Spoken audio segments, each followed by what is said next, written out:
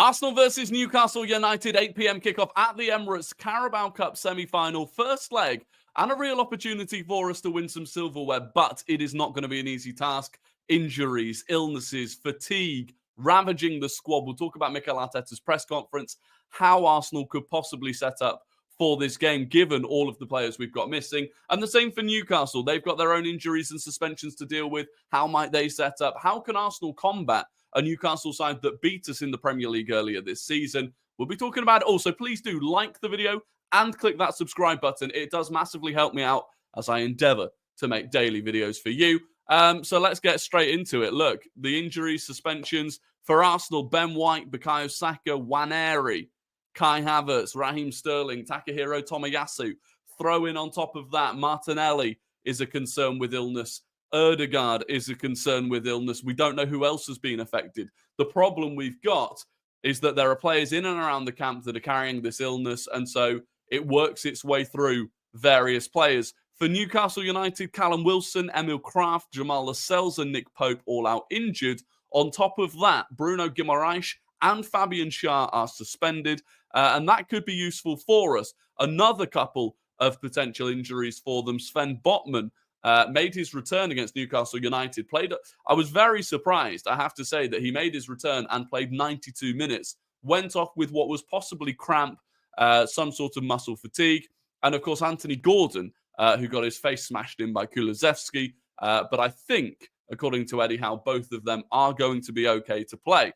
So, will they start? Maybe not. For Arsenal, obviously, Mikel Arteta's press conference, bad news on Ethan Nwaneri. Unfortunately, he's picked up an injury and is going to be out for a few weeks. And on the type of injury, it is a muscular injury. So he's pulled something, strained something.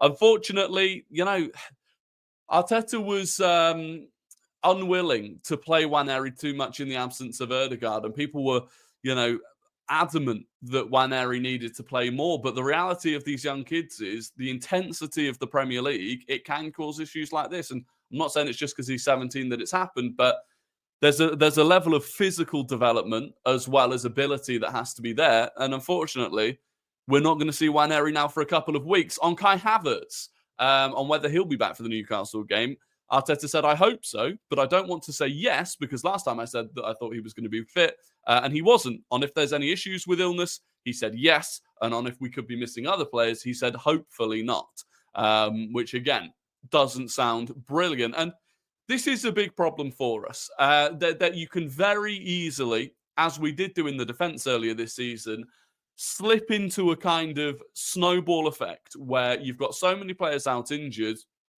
that the players that aren't injured end up being overplayed, and then they pick up injuries, and the cycle continues. Man City have had it this season. Tottenham Hotspur currently have it. It's very difficult to get out of it. And I'm worrying now about, the only two genuinely fit attacking players that we now have are Gabriel Jesus and Leandro Trossard. Martinelli's 50-50, Havertz is ill, Saka, Sterling, and now Nwaneri all out injured. How long can Gabriel Jesus play 90 minutes every 3 days for? How long can Trossard do it for? And as a result, I do feel like there's a decision to be made on how we approach the next four fixtures. The next four fixtures, in the space of 11 days, we play Newcastle United, Manchester United, Tottenham, and Aston Villa. I think we have to rotate heavily in one of these to protect our players. I don't think it should be the Newcastle game. I think this is a very winnable game, especially them coming to the Emirates without Bruno and Fabian Schär. If we can get ourselves a 1, 2, 3 goal advantage going into the second leg, I genuinely believe we can progress to the final. And in the final later in the year, we can definitely win it. That, for me, is a far better chance at silverware than the FA Cup. And that is why I would rotate against Man United. Man United have got a full week to prepare for it, both physically and tactically. They have a confidence booster off the back of their result yesterday. And it's the third round. Going out of the FA Cup now would also free us up a couple of breaks later in the year, most notably here. After the Newcastle away game, there would be an FA Cup game in this gap straight after the Newcastle game if we were still in it. Again, between this, I believe between the 25th and the 8th of March, there would be another FA Cup game. if we're out, it's not the end of the world. That's my opinion. So the Man United game, I'm not saying throw it.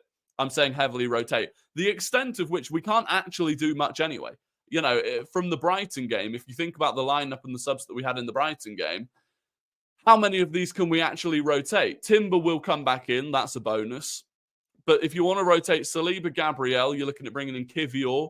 No other centre-back is there to come in, unless you maybe move Calafiori there and play Miles Lewis-Skelly, or Zinchenko needs minutes.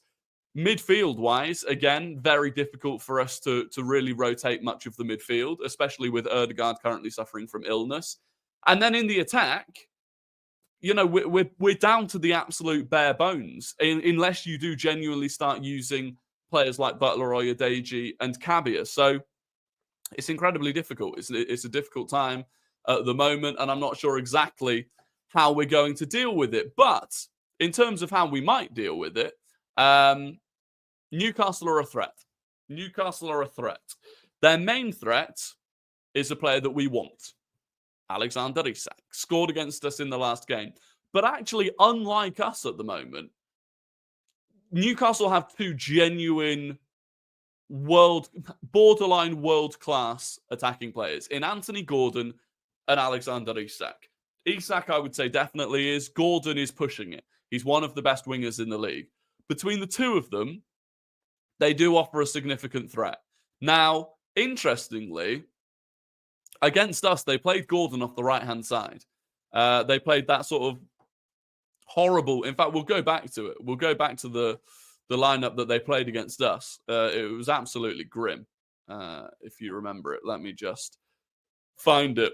This was the lineup that they played against us. And Joel Linton, Willock, Bruno G, Longstaff. Now, they can't do that again because they don't have Bruno G, but they could play Tonali.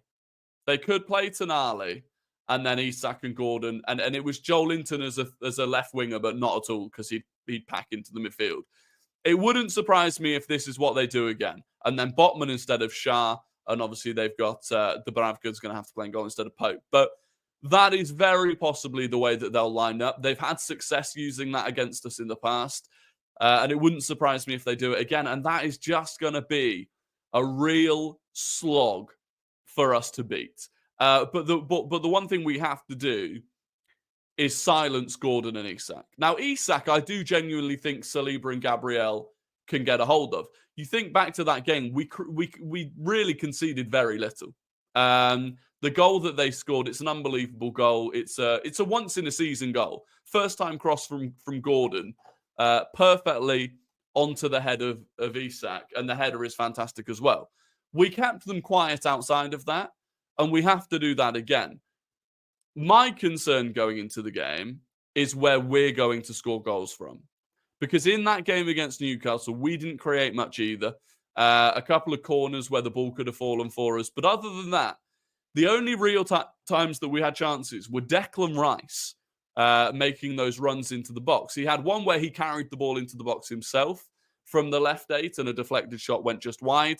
And then he had this one, which is, you know, one of our go-to maneuvers, which is Saka crossing the ball into the back post. Again, unfortunately now, without Saka and without Nwaneri, we don't have a left-footed attacking player that can actually do that. Other than you possibly play Trossard off the right-hand side and he can cut back onto his left because he's strong on his left foot. But there aren't many options. There aren't many options in that regard. In terms of, this was the lineup that we played against them last time. I would assume we'll have Timber at right back. And then either Calafiori or Miles Lewis-Skelly at left back. Apparently, Miles Lewis-Skelly also suffering with illness. You've then got a midfield of, I don't know what. It was Marino and Rice in this game with Kai Havertz, effectively. I don't know what we do. Now, for me, there are two possible lineups. They're those. And this is based on how fortunate or unfortunate we are in terms of who's available. So the one on the right-hand side here is if Martinelli isn't fit to play and if Ødegaard isn't fit to play. Obviously, both of them were on the bench in the last game. Raya in goal, Timber, Saliba, Gabriel Calafiori. Again, Miles Lewis-Skelly ill.